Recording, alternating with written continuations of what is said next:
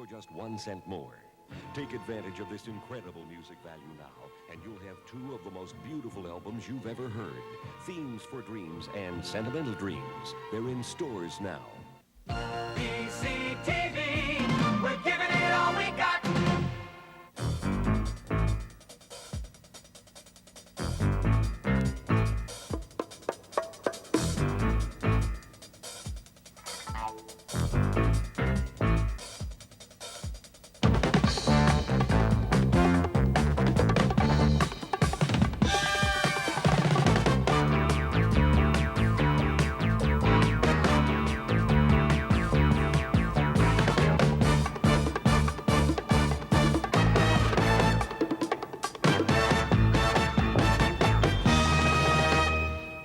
Good morning. To start off like a politician, the economic health of British Columbia depends very much on labour and industrial stability. Right at this moment, British Columbia is on the edge, teetering on a number of major crises.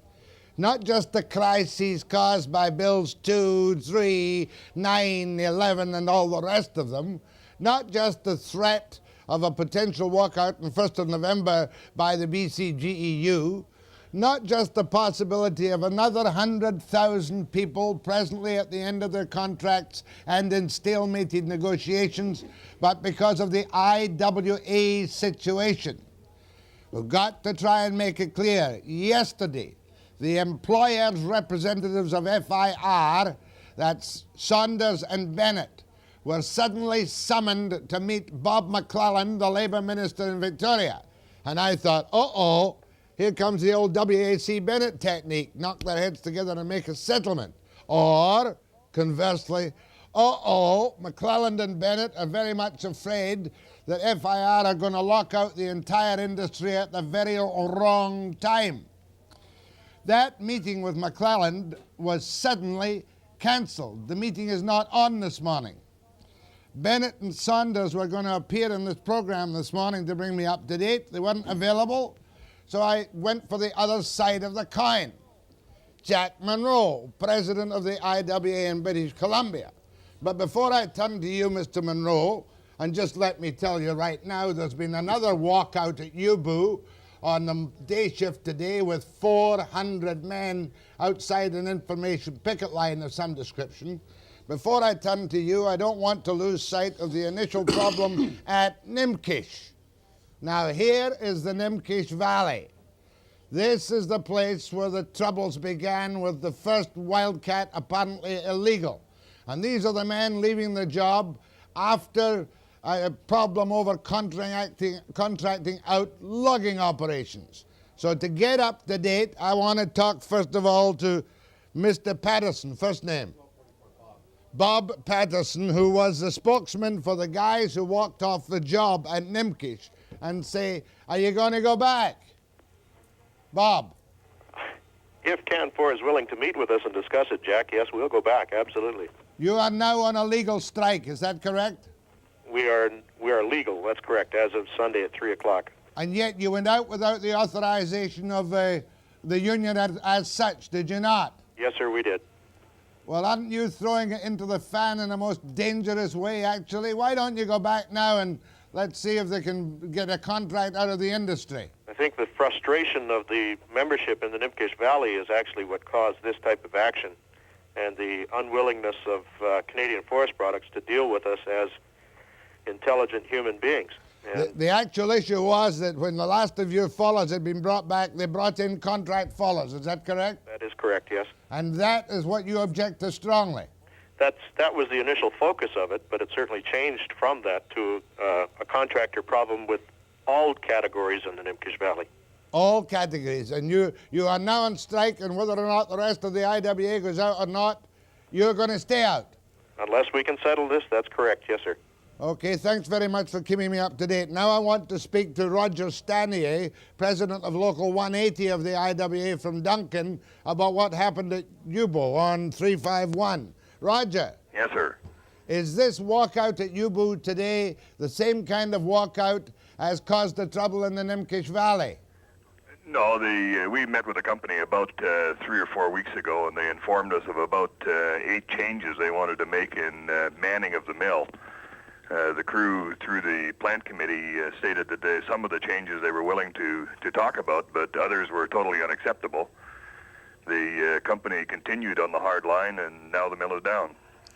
And it's an illegal walkout. Yes? It's a wildcat. Yes? With your approval. Yes? With your approval. At this point in time, How many men are out? about 400. And that's BC Forest Products at UBU. Yes? And are you negotiating with the company today? I haven't talked to them yet. But you say this is a reasonable wildcat walkout and the mill is going to stay closed at UBU.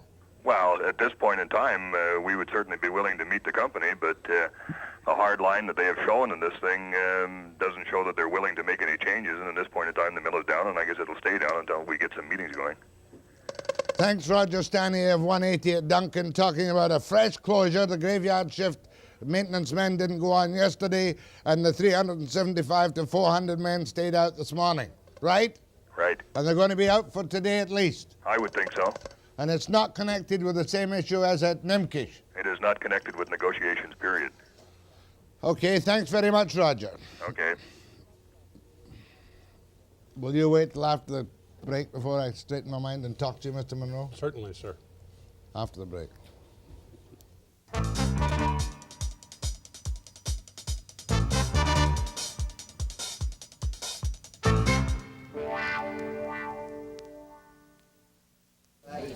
Does that work? Be pushing back the film?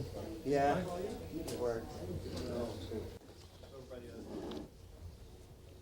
Jack Munro is the regional president of the IWA. Boy, you sure are in a mess these days, Mr. Munro, are you not? Jack, if there is a mess around, it is not because of any positions of the IWA. It is because of positions by the industry.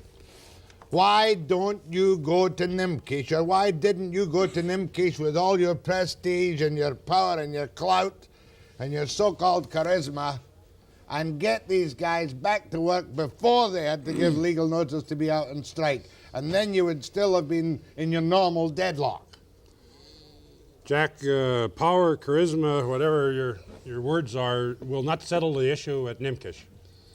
The committee, as Bob said this morning, offered to meet with the company to try and resolve the problems at Nimpkish. The company's response through Doug Edwards, their chief industrial relations spokesman, was that it was a publicity stunt, that they had nothing to talk about and therefore would not meet. Now that's true to Peter Bentley's hard line all through this set of negotiations. Now, if Peter Bentley doesn't want that place to operate, then I guess it isn't going to operate.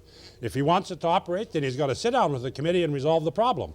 You know as well as I do that when FIR met yesterday, Bennett and Sanders and their top-level committee, that uppermost was in their mind was the possibility of locking you out altogether because you had struck one of their major plants. Is that not correct? That's what the media was told, Jack, and the facts, I think, are somewhat different than what Saunders is expounding. I don't think the industry has got the courage to lock out, and they sure as hell haven't got the courage to lock out over the Inglewood division being down because the company is wrong, and there are all kinds of employers who do not agree. That company deliberately tantalized our members by not letting some of our people whose regular job is falling, who haven't worked as fallers for 8 months, brought them back 1 week later, then 1 week after they brought the last 5 back as fallers, brought in a contractor with 5 additional fallers. Now, surely to goodness, Canadian Forest Products is bright enough that they could have brought our 5 fallers back 3 or 4 or 5 months ago. So you say it's Bentley's power politics that caused your people to go out in a wildcat? Right. Will you go to Nimpkish and ask them to go back so that you're not faced with an industry-wide lockout? Well, Jack, if our local union or if the members ask me to go, I will go. I will not go because Saunders likes talking to the media. Saunders and the industry have not asked me to go to Nimpkish. And I can't do anything at Nimpkish if the employer won't meet with us. Are you saying that if Bentley will meet with you over there, that you might go over and talk to him and see if you can get some sense out of him from your point of view? Well, Jack, nobody likes disputes. There are people, the committee can meet with the local management. Local management can settle it up there. I don't have any magic wand. If Canadian Forest Products stays on this track, then I guess they suffer the consequences. Then what about you, Bo? This morning here you've got 375 men out on a wildcat, admitted wildcat, and Roger Stanyer, the president of the union, tells me he approves of the wildcat. What's the point of a contract? Well, Jack, this year the industry is really hardballing. Really hardballing. And there's going to be some hot spots because of their hardballing. M&B were going to bring in contractors a week or 10 days ago or something to fall some boomsticks. Wellwood at Quesnel brought in contractors the other day. We told them to get them out. They got them out. So they're all over the province. They're really goading our people to, I think, in their mind, justify a lockout. They can't lock out. The employers won't hang together enough to have an effective lockout. Are you suggesting that no decision has been made to lock out you because many of the employers don't want to chance it? That's right. And a hell of a lot of employers want a 2-year agreement.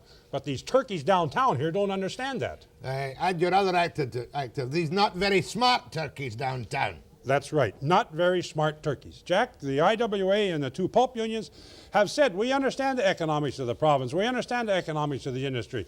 We will negotiate an agreement that everybody can live with, but we are not going to give up concessions, like giving our jobs away to contractors and subcontractors, because the majors in this industry don't know how to log. I thought all contract loggers were IWA men anyway. Most of them on the coast are. And that 50% of all logging under TFLs must be done by contract loggers. Right. What the hell's the difference then? Jack, if you've worked for 25 years for a company because you choose that you want to work for a large company for stability or whatever, then it isn't fair after 25 years service to say, okay, we're not going to log this anymore, but you come to work tomorrow, drive the same truck, work on the same side hill, but you're going to be working for a contractor who may or may not survive the economic times. Whereas the big boys will. Certainly. They're subject to lockouts and strikes going on forever. That's right. How many people have you got out of work right now? Laid off? Yeah. Oh, 10,000. So you've got how many working? About 25, 30? No, more than that. I think close to 40,000. Is there any, prices have gone like this, is there any sign of an upturn in the industry from your point of view? Yes, there is, Jack. The demand is still there, particularly in the United States where they have to build a hell of a lot of houses. The housing starts, August, we're up 1.9 million. The demand is there. The problem is, I think, people are really nervous about what's going to happen to interest rates. The price will start coming up. If the industry had the courage and could hold the lockout together, we would take about 1 billion feet of wood out of the market in a month. That's a hell of a lot of wood to take out of a market, which would probably drive up prices, which then they would decide they would like to get back in and make some money and then put us back to work. All the industry wants from you, and it's perfectly simple, they want a 3-year agreement with no increase in the first year, 3% in the second year, 3.5% in the third year. They want to be able to run the mills on Saturdays, a 6-day week. At straight time. With volunteers and whatnot. And they want to do more contracting out logging. Why in this time of economic crisis don't you go for this somewhat reasonable proposition? Jack, we have said publicly we would go for a reasonable proposition. If we can put something that's acceptable together in the second year, we would accept the first year of the agreement without a wage increase. That is reasonable and that is responsible. The things that you read off, the industry are not going to achieve. They are saying, you let us, the industry, gut your workforce by whatever the hell means they decide. Contract out green chains, contract out maintenance work, contract out logging, whatever. Destroy any real sanctity of being able to think that on Monday morning your job is still going to be there. They're talking 10 hours a day, for goodness sake, in sawmills. They're not serious. They're serious. They think they're serious. And the moderates in this industry had better get a hold of it pretty quick before they stumble us into a pretty major shutdown in this province. The moderates haven't got control. The hawks have got control. Who are the hawks? McMillan Bodell and Canadian Forest Products. They're the hawks. Right. They're the big boys. And worse than that, Jack, company presidents think all of a sudden in 1983 they know something about industrial relations.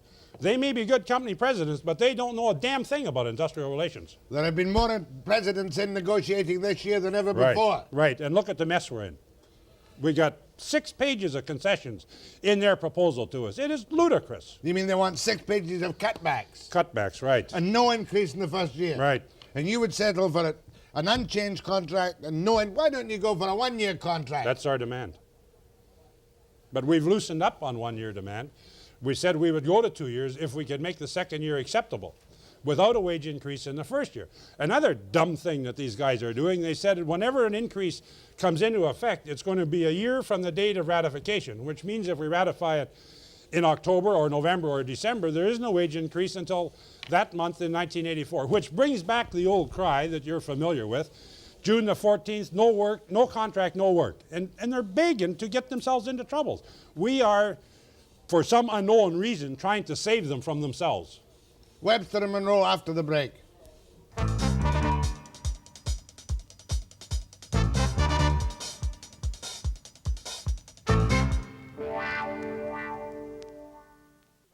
The fact remains, as Jack Munro, president of the IWA, well knows, he's caught between a rock and a hard place.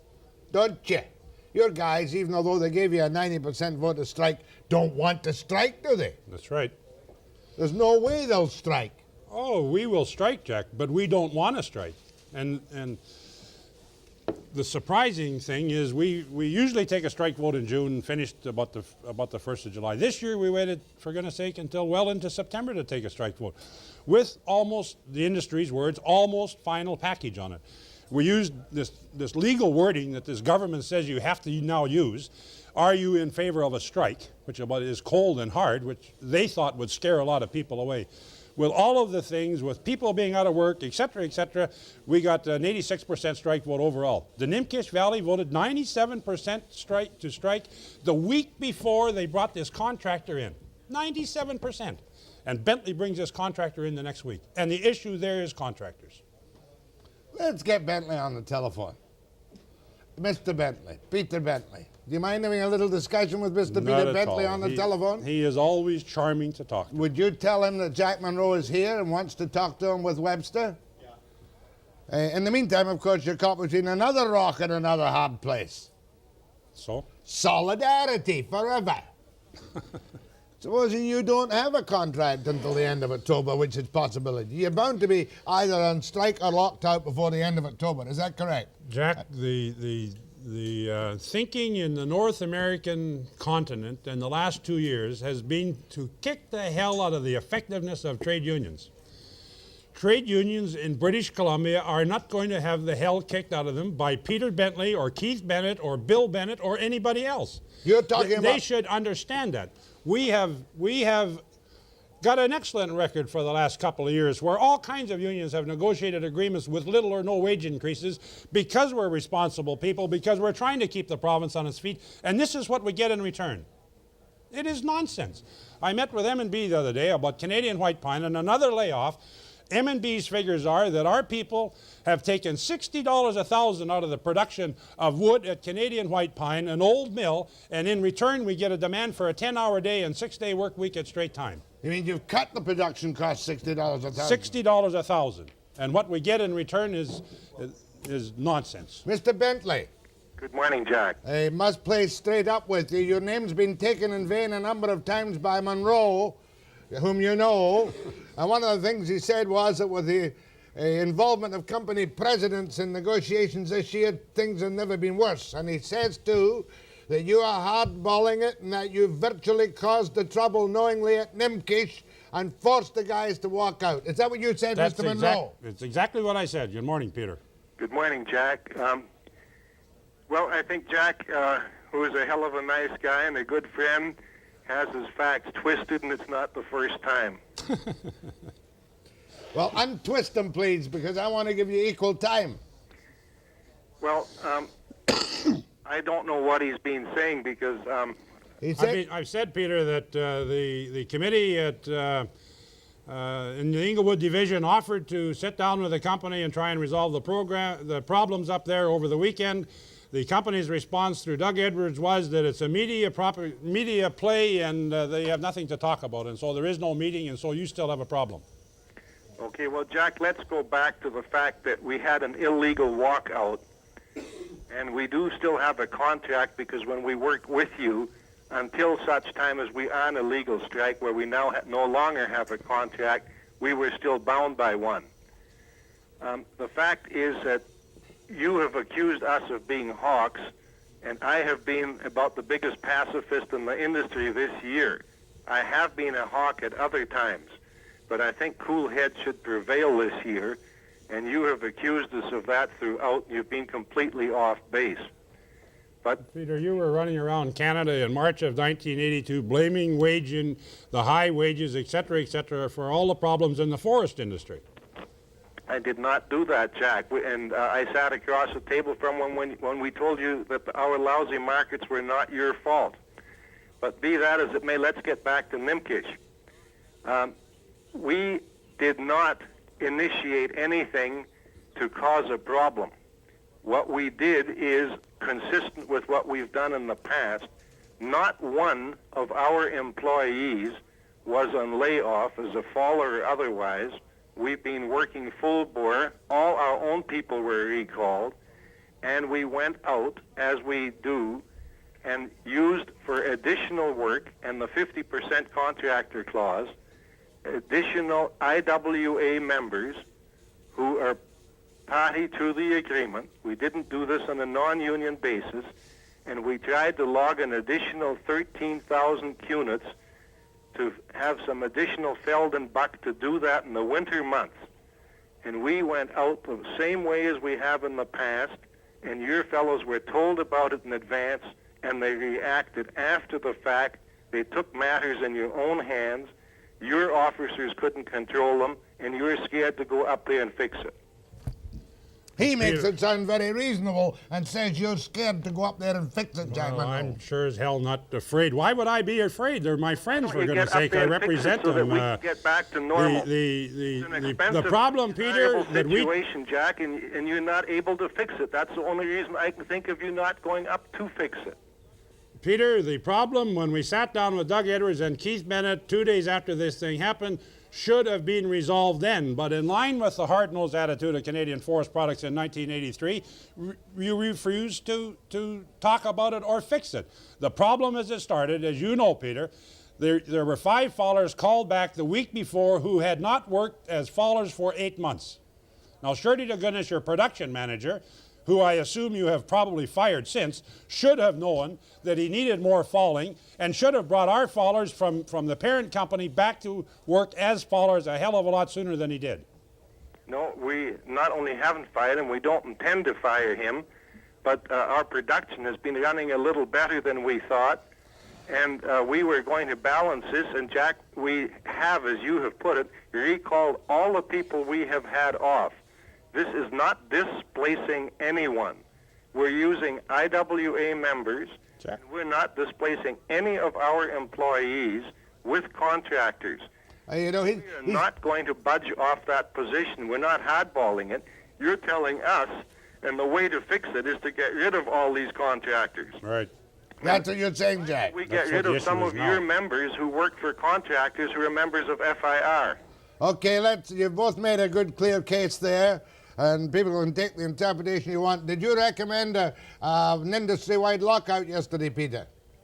No, what I did yesterday, Jack, because I'm not a member of executive committee of FLRC, I am on their board, and what I did was I went at their invitation, accompanied by Mark Gunther, who was here while I was out of town during part of this, and explained to them step by step what the status was.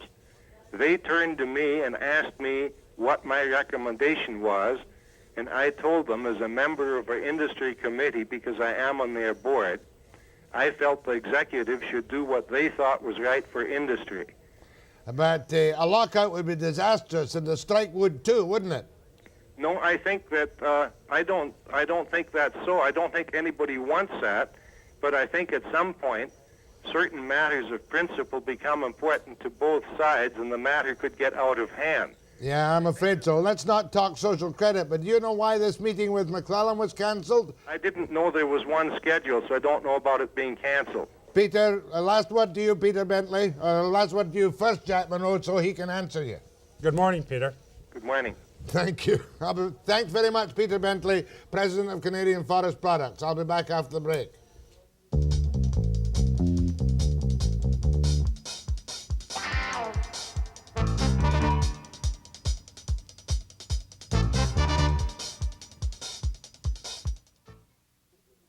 And we were told yesterday, we're not stupid, you know, even we're not stupid, that there was a meeting between FIR and Bob McClelland for this morning, and then it was cancelled. Scrubbed was the word used to me this morning.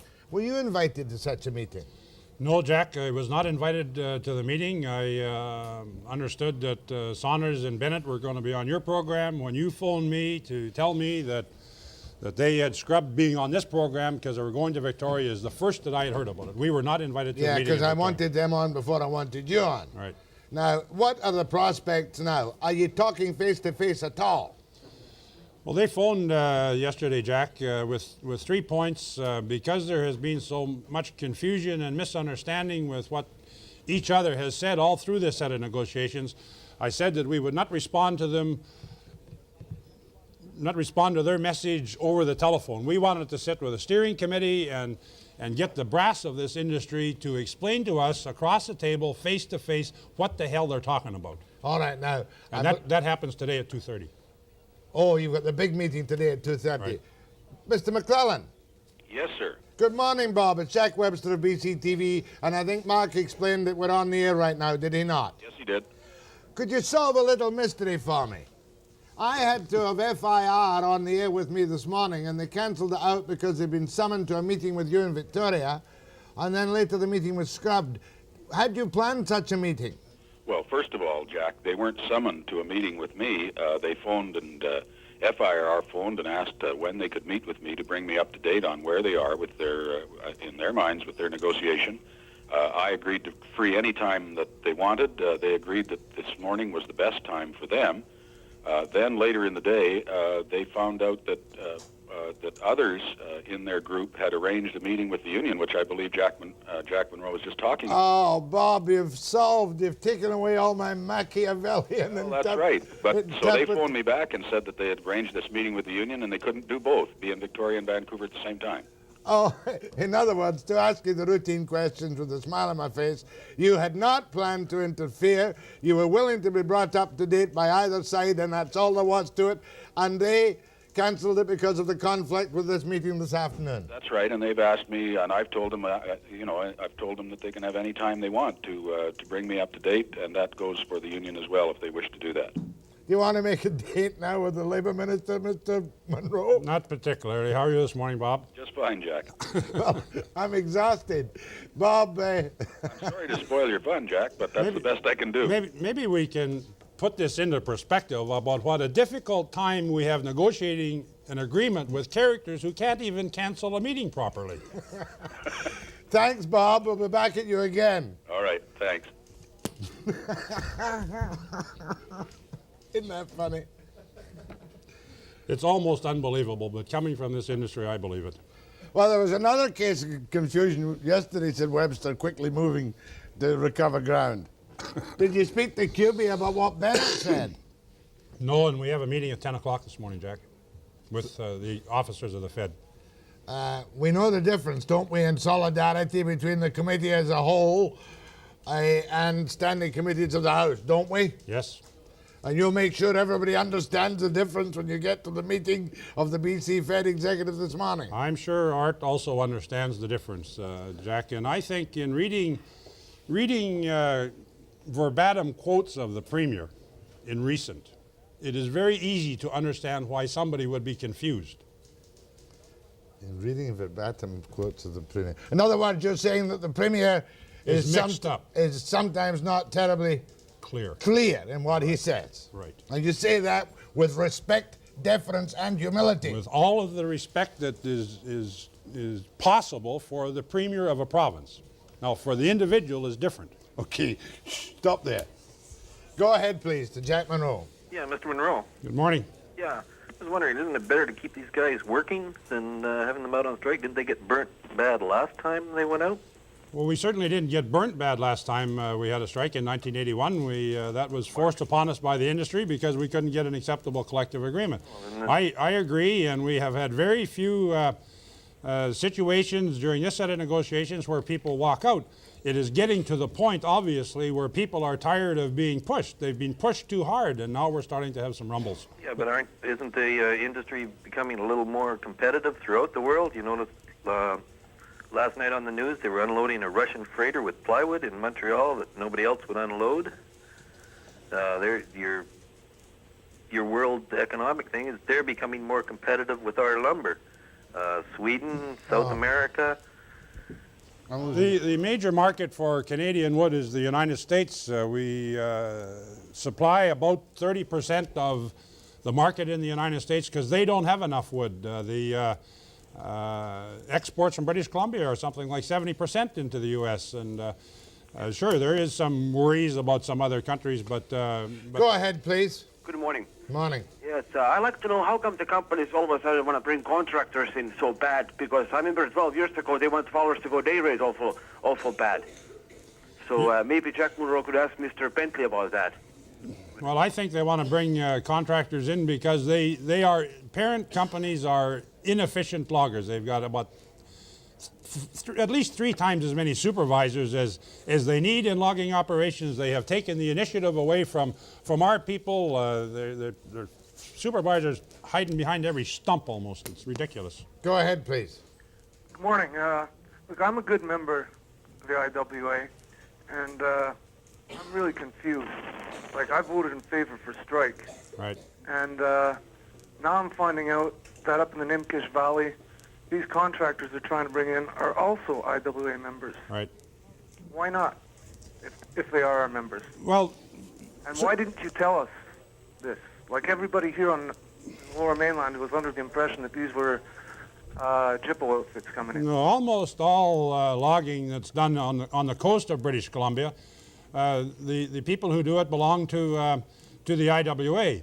The argument is that we are saying that parent company employees should not be subjected to losing their job with the parent company in favor of going to contractors or subcontractors.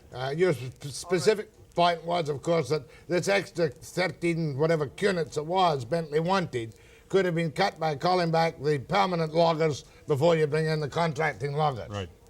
But the contracting loggers are IWA members. Yes. They don't have quite the same conditions because they work for a different outfit. Is that correct? Yeah, you don't have the stability either, Jack. It's a 5-man operation. Powell River, please. Yes, I have an opinion on this, Jack. I would like to tell you, in my opinion, I think that the hot-headed loggers get more and more what they want, and they're just like a bunch of schoolboys. You don't like to be told what to do by the companies, but you want to tell the companies what to do. And for you, Mr. Munro, you can't even handle your own members alone, let alone solidarity.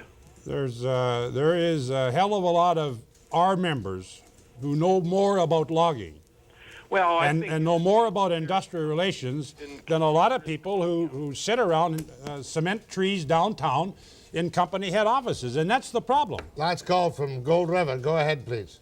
Hi, I'm a member of the PPWC, and what I was just curious about is if this thing does result in a lockout for the IWA, is there any indication that it will spread to the pulp unions as well, and will they either be locked out by the coalition between the Pulp and Paper Bureau and the Forest Industrial Relations, or will they go on a sympathy strike, or this kind of thing? Tell me the situation between the 3 unions. Well, we have met Jack several times. We've agreed that the length of the agreement is sure as hell a problem for all 3 unions, and we are bound and determined we're going to hang in there together as far as not accepting a 3-year agreement is concerned. There are different issues. Contracting and subcontracting is not a problem, particularly for the pulp unions. That's our major problem. So there are different issues. As far as the question is concerned, I don't know. The employers have not said specifically recently However, it is a fact that after the pulp unions took their strike vote earlier on in the summer, the employers on the FIR side also conducted a lockout vote prior to the IWA taking a strike vote, which would indicate that if they locked out one union, they would lock out all three. Well, just one last word in solidarity. It doesn't seem to me to be a terribly impressive body. Are you solidly behind it?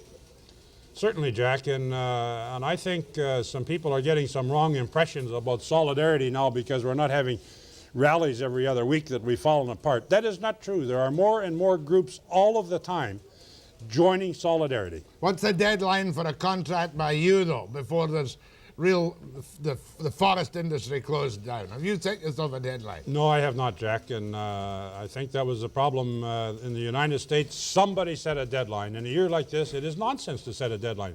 We do not want to go on strike. We want an agreement, but we are not going to stand for getting kicked month after month after month, and at some point it's going to stop. So the meeting this afternoon's with the big boys of FIR. Right. Hopefully we will be able to understand what they say across the table. Even though some of them are not very smart. Right. And some of your people aren't that bright either. That may be true. My thanks to Jack Munro. Free for all after the break.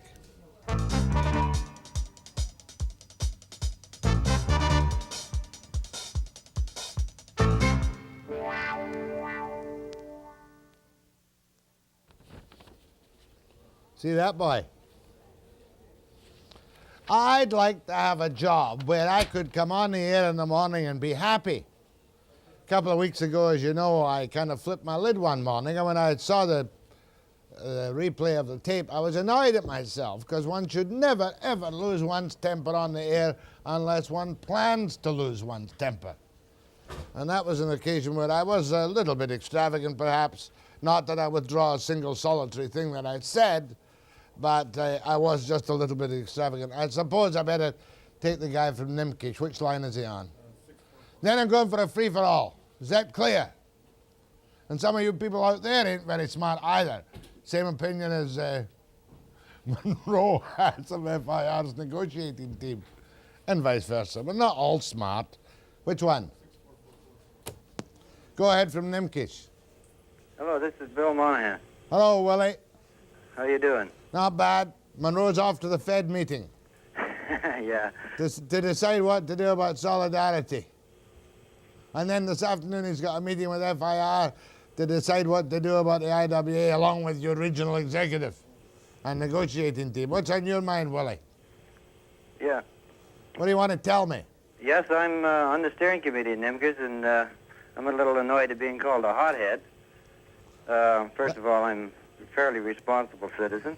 Who called you that? Bentley? I doubt if it was Bentley who's called me that. Right. We've tried to resolve this in a straightforward manner and have got nowhere. And I'd like to know what right Mr. Bentley has to go above and beyond 50% contractors. If indeed he does go above and beyond the 50% level, he probably doesn't deserve to have a TFL. Well, I don't know that he does go above the 50% contracting out level. That's exactly what the issue is right now. He is going above and beyond it. You say they're going above and beyond it.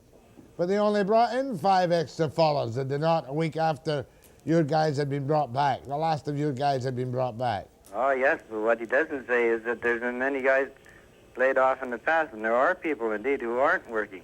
And people, as Munro said, who haven't worked for 8 months. Well, that's some of it, but there's been bridge crews, there's been carpenters, electricians, plumbers, well, any number of people that have been laid off. Well, what's the answer, a strike? No, not necessarily a strike. I think if they'll sit down and talk to us and recognize that we're only interested in job security, that there could be a solution to the problem. Well, Munro won't come over. Do you want Munro to come over to Nimpkish? Right as things stand right now, I don't think he can do any good. We've got our mind made up that if they won't sit down and talk to us like civilized, intelligent people, then forget it, man. Okay, I'm much obliged. Go ahead from Port McNeill. Yes, sir. Yeah. I'd like to talk to Jack. Just a clarification on one issue there on the Pollard when we got called back. I was one of the ones that got called back not too long ago. Right. And last month when they came out and saw me, they said I'd only be called back for 3 months, and then I'll be laid off again. For a permanent layoff again. When I was laid off the first time, it was supposed to be permanent. Mind you, I was one of the ones that worked Even after I was laid off, I ran machine and cut chokers and whatnot. But you weren't falling. But then I went back falling after being laid off for the 8 months, and they told me I'd only be required for 3 months because the log inventory was so high. I just wanted to clarify that. Good, you've clarified it. I don't know what you mean really, but at least you've clarified it to me. Much obliged. Go ahead, please. Yes, Mr. Webster, could you clarify something? Was Jack Munro elected? Yes. Then he's representing the IWA. Yes. Well, I think he's representing the workers quite well. He can't do a hell of a lot in Nimpkish. I agree with him, and it's a thorny problem, but I agree with what he's doing. Okie dokie. I think let me take a break and go for a free-for-all now, please. Please, please, please. Anything you like. Anything at all. I've got a couple of things I want to do, but let's try and be a little less heated, if we can, after the break.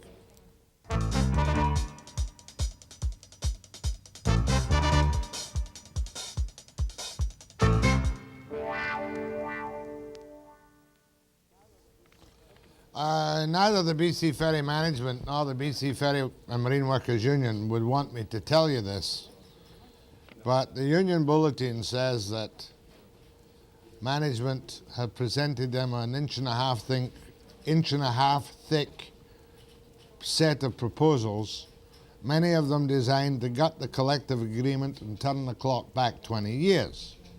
Ferry Corporation, it says here, is proposing, among other things, an 1,875-hour work year with no overtime until after you've worked 1,875 hours. Let me explain that to you. In the old days, I think it was under the CMSG, maritime agreements were generally arranged on an annual hours of work basis to allow for shift work. And you didn't get overtime, although in maritime agreements you get a day on for a day off, all kinds of complications. It seems that the BC Ferry Corporation wants the right to wipe out double time overtime on a daily shift basis, which is what they have now.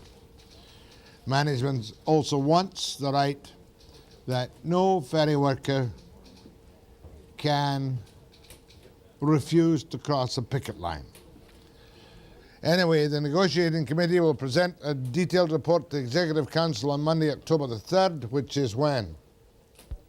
That was yesterday, wasn't it? So, but both sides, I must tell you, in the ferry workers' potential dispute, which involves Bill 3, one of the tough bills, are hopeful of coming to an agreement. That's what they say at the moment, and I wanted to mention that last little bit because it might even be good news. Now, haven't done this for a long while. Which camera? Good morning. Hi, I'd like to talk to you about your Mr. Munro, which was just on the air. Yes.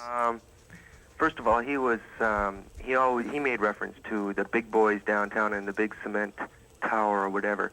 I would like to know how much of an increase his union workers have had in the past 3 years in comparison to the workers in the big tower the past 3 years. I recall that the increase they got was 13% plus 12% on a 2-year contract, which was given to them by the forest industry, and which the forest industry later said was part of the reason for their unemployment and recession. So they got 25% over a 2-year contract, which was quite substantial. Since that time, between 10 and 15,000 IWA men have been laid off, as is the company's right under the contract, and I believe that well over 1,000 middle management in Macmillan and Bodell have similarly been laid off with some recompense, but not magnificent golden handshakes. Right, but do you know what the increase for the common everyday worker was? Are you talking about the non-union workers? Right, the non-union workers. Don't know. Can you tell me? For the first 2 years, they received no increase. Yep. Just this year, they received a 5% increase. That does not, no cost of living increase. Just 5%. Oh, I can... Over the past 3 years. So, I mean, he's talking like he's really hard done by. I mean, look to see what the other guys are getting before he starts opening his mouth. Well, they're offering to settle. They would settle right now in a one-year contract with no increase at all. They've offered to do that. Okay, well, that's fair. But why is he talking as if he's been so hard done by, and he's, if you look at how many workers he has lost, or how many that he represents that have lost their jobs, compared to how many, the percentage that have lost their jobs downtown. It's about the same, I would imagine. Just about the same. I don't think there's any argument about that. Go ahead, please. Hello. Good morning, Mr. Webster. Good morning, sir. I'd like to make a few comments on the welfare system here in BC. Yes, please. First of all, the workers, I have been on welfare for a period of time myself, and the worker I have has been, to me, exceptionally good.